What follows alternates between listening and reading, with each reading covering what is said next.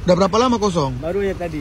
Baru tadi. Ini fakta yang harus kalian tahu di balik kemegahannya SCBD sama Sudirman, guys. Dan betapa suramnya Indonesia di tahun 2025.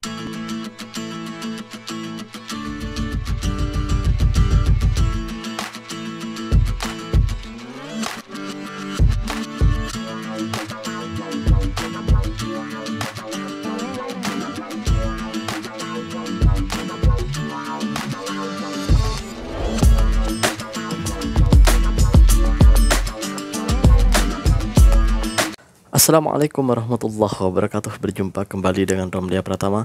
Teman-teman sahabatku semuanya, gimana kabar kalian? Mudah-mudahan kalian semuanya baik-baik saja beserta keluarganya di sana. Teman-teman sahabatku, buat kalian yang baru gabung, yang baru nonton video ini, silahkan di subscribe dulu, di like dan di komen guys. Buat teman-teman sahabatku yang udah ngedukung support channel ini, terima kasih. Mudah-mudahan kalian semuanya diberikan keberkahan umur, keberkahan rezeki, dimudahkan segala urusannya, baik urusan dunia maupun urusan akhirat. Amin ya rabbal alamin. Teman-teman sahabatku semuanya, ini guys, barusan tuh ada gue nonton di TikTok, ternyata ada pertemuan cerita Ricky dengan beberapa pihak dari orang-orang Malaysia gitu. Jadi ada pertemuan, gue kurang karena di sana itu nggak seberapa spesifik menampilkan perbincangan mereka, cuman ada klarifikasi dari cerita Ricky. Di situ gue nonton semuanya, itu bagus, artinya ada saling mengklarifikasi, saling datang bertemu, itu jauh lebih baik daripada saling sindir atau saling sticks di video di TikTok gitu.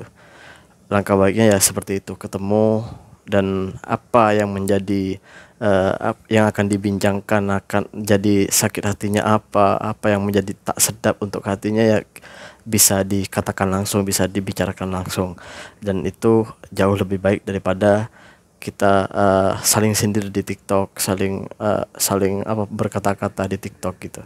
Itu jauh lebih baik, itu bagus. Gue sokong itu semuanya, itu baik banget, itu bagus banget, itu gue sokong banget.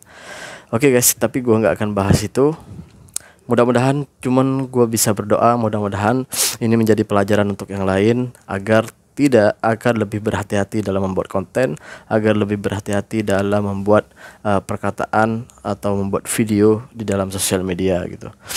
Mudah-mudahan ini menjadi kabar baik buat teman-teman semuanya, untuk menjadi hubungan antara Malaysia dan Indonesia itu jauh lebih baik lagi gitu. Menjadi hubungan yang harmonis, yang baik lah pokoknya ya. Karena Indonesia dan Malaysia ini seperti yang gue bilang selalu, kita ini saling memerlukan. Jadi untuk apa kita bergaduh? Kita tetap junjung tinggi keharmonisan, junjung tinggi hubungan baik gitulah. Tapi gue gak akan bahas tentang itu. Sekarang gue akan reaction satu video. Bukan satu sih, ada 3 video. Seperti apa videonya? Ini dia guys. Udah berapa lama kosong? Baru ya tadi. Baru tadi ya. Ada Pertamina di Indonesia ini. Konoha itu stadionnya besar, stadion. SPBU-nya besar. Apa? Udah berapa lama nggak ada? Baru tadi 2 jam. Klaim SPBU kalian aja menang ya, stasiun kalian menang besar, tapi minyak nggak ada. SPBU-nya besar, di Konoha itu SPBU-nya itu besar-besar guys. Ya kalah sama Malaysia, SPBU-nya kecil-kecil, tapi Malaysia nggak pernah habis minyak. Kira-kira kemana minyak di Indonesia ini? Coba komen dulu ke bawah. Ya, kejadian-kejadian seperti ini tuh memang bukan hanya di satu tempat, tapi di berbagai tempat di Indonesia tuh memang selalu kehabisan bensin, kehabisan minyak gitu guys. Di tempat gue tuh pun sama, di Jawa Timur, kan tempatku di Jawa Timur ya. Di tempatku juga sama seperti itu.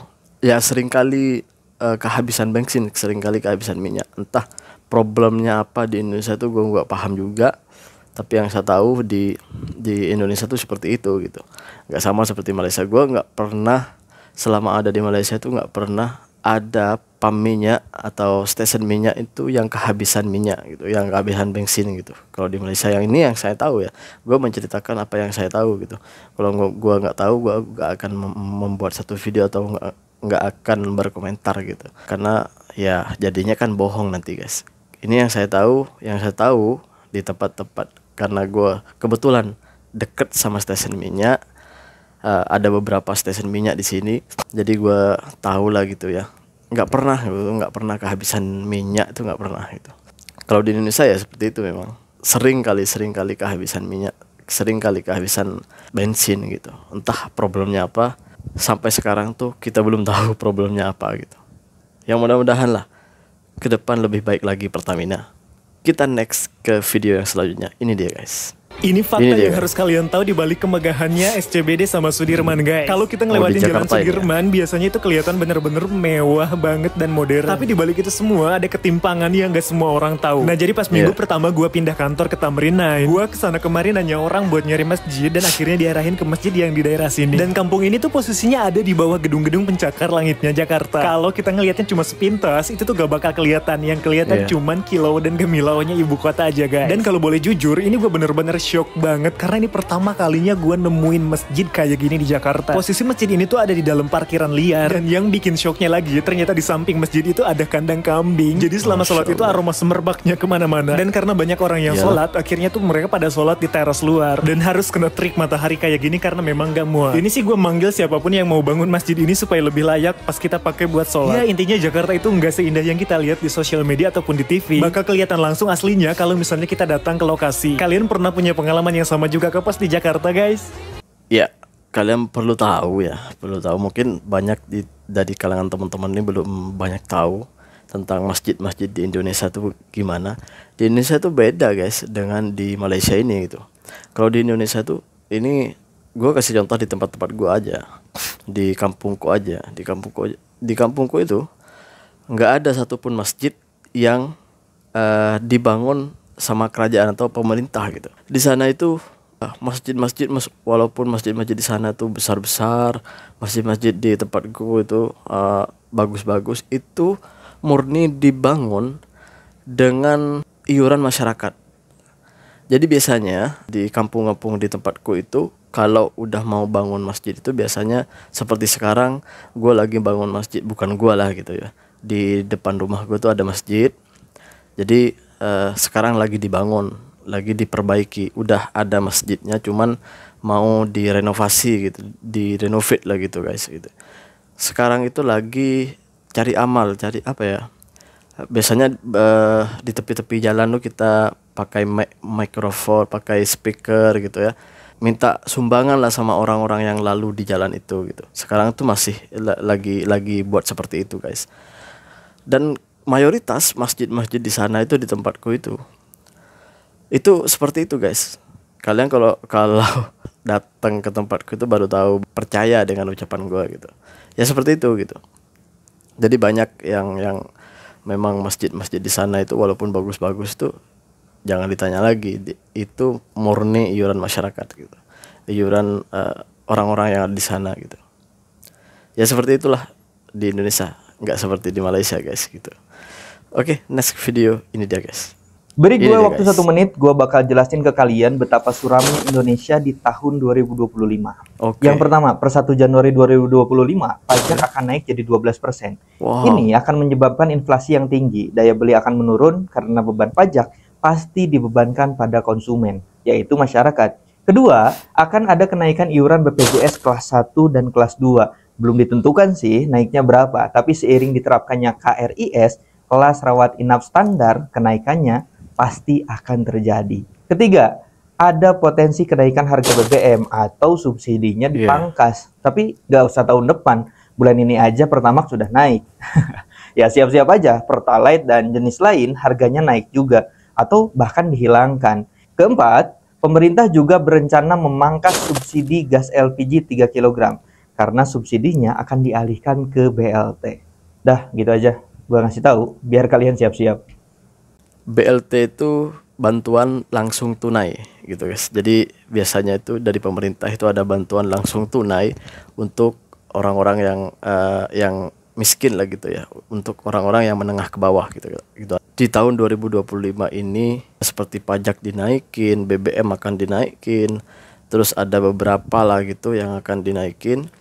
Itu ya menurut berita yang beredar, menurut berita di banyak sosial media, di banyak TV-TV, di koran-koran dan di media-media lainnya itu, bahwa Indonesia ini sekarang di tahun 2025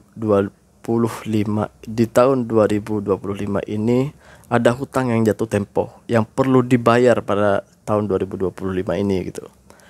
Entah nominalnya itu berapa kurang jelas, tapi yang pasti itu sangat besar gitu. Itu ya pastilah sangat besar gitu. Apalagi sekarang itu Indonesia tuh lagi bangun IKN yang menurut kabar sampai hari ini tuh masih nol investasi dari luar gitu. Jadi masih belum ada investor yang mau menginvestasikan uangnya di IKN itu. Jadi sekarang itu masih menggunakan APBN. Sedangkan APBN kita itu ya tinggal sedikit. Selain tinggal sedikit, kita itu harus ada hutang yang jatuh tempo pada tahun 2025 ini. Tapi ya mau gimana lagi? Rakyat juga kan yang menjadi korbannya gitu. Pajak dinaikin, BBM dinaikin, gas LPG atau tonggas itu, kita saat beli tonggas itu sekarang akan mahal soalnya subsidinya akan dicabut.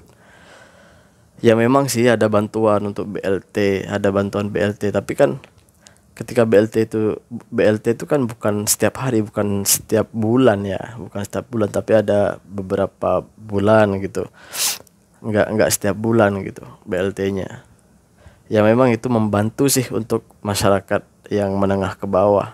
Lebih efektif mana sih antara subsidi LPG dengan subsidi yang lain seperti subsidi minyak petrol atau BLT-nya itu gitu. Minyak petrol ini setiap hari digunakan oleh masyarakat. LPG pun tong gas LPG pun sama, setiap hari digunakan sama masyarakat. Sedangkan bantuan langsung tunai atau BLT ini dapatnya itu 1 bulan sekali atau entah 1 bulan sekali. Ini belum pasti juga karena undang-undangnya belum keluar, belum ditentukan juga. Jadi nggak tahu itu entah 1 bulan sekali, entah 2 bulan sekali, 3 bulan sekali. Yang pasti kalau kita lihat dari BLT sebelumnya itu nggak 1 bulan sekali gitu. Ya seperti pengalaman sebelumnya lah gitu. Tetapi apapun itu, ya mudah-mudahan lah pemerintah ini memikirkan rakyatnya lah gitu. Jangan asik rakyat aja dicekek, jangan asik rakyat aja dibebani gitu. Kalau memang kita itu nggak punya uang untuk membangun sesuatu atau membeli sesuatu, ya mendingan nggak usah lah, ditunda dulu sampai kita punya uang gitu. Ya pada akhirnya kita ngutang, memaksakan untuk membangun sesuatu, membeli sesuatu, yang terbebani ya rakyat kecil gitu. Yang terbebani itu rakyat kecil. Kalau kalian yang duduk di pemerintahan sana hanya membuat aturannya saja, sedangkan kalian itu nggak mikir rakyat itu akan gimana gitu, ekonomi rakyat itu sekarang gimana. Iya, kalau rakyatnya udah makmur semuanya, pekerjaan ada, penghasilan ada, pemasukan ada, udah makmur semuanya gitu, oke lah, segampangnya buat aturan. Tapi sekarang itu Indonesia itu bukan mayoritas masyarakatnya itu punya kerja, punya penghasilan. Iya, di Indonesia itu bukan nggak ada kerja, banyak kerjaan. Tetapi penghasilannya itu kecil, pemasukannya itu kecil, tuh gajinya itu kecil. Kalau ada kenaikan BBM, kenaikan minyak, kenaikan barang makanan, kenaikan ini, kenaikan itu, gaji juga dinaikkan, itu oke. Ini barang semua naik, tapi gaji gak dinaikin, apalah jadi. Minyak naik, itu naik, tapi gaji gak dinaikin, itu aja gajinya. Coba gimana mau makmur? Gue hanya bisa berdoa guys, gue hanya bisa berdoa dan bersuara terus menerus dan berdoa. Mudah-mudahan kita bisa menemukan pemimpin yang bisa betul-betul mengubah Indonesia menjadi yang lebih baik. Indonesia makmur, adil dan sejahtera. Terima kasih. Assalamualaikum warahmatullahi wabarakatuh. Jangan lupa sholawat guys.